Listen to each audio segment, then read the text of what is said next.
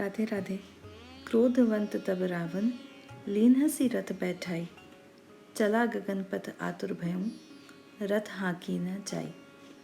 श्री गोस्वामी तुलसीदास जी द्वारा रचित श्रीमद् रामचरितमानस के अरण्य कांड के दोहा क्रमांक 28 की सरल व्याख्या करते हुए भगवान मैथिली शरण जी कहते हैं कि बड़ा सांकेतिक और गूढ़ शब्द है क्रोधवंत।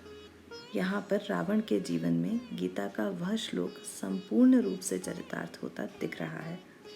ध्यायतो विषयान् पुंसः संगस्ते शुपजायते, संगात् संजायते कामः, कामात् क्रोधो भिजायते, क्रोधाद् भवति सम्मोहः, सम्मोहात् स्मृति विभ्रमः, स्मृति भ्रंशाद् बुद्धिनाशो, बुद्धिनाशात् प्रणश्यति।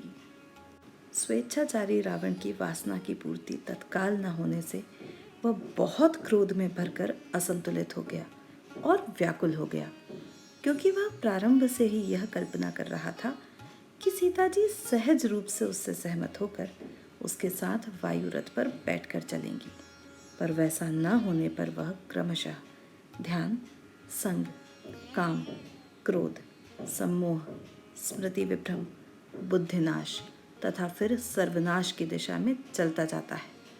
इसीलिए गुरुदेव और संत बताते हैं कि ध्यान का विषय भगवान होने चाहिए, ताकि भक्ति और मुक्ति रूपी परम लक्ष्य को साधक पा सके।